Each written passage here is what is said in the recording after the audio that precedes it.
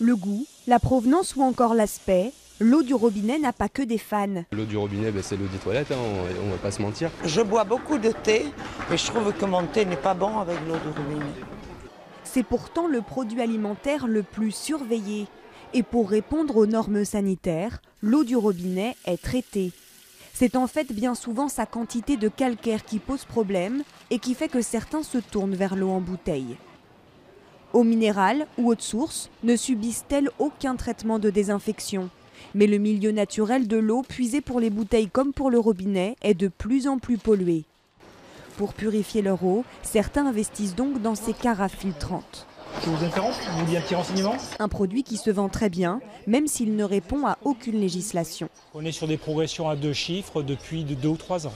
Cindy a sauté le pas et utilise désormais sa carafe pour tout, boire ou faire cuire ses pâtes.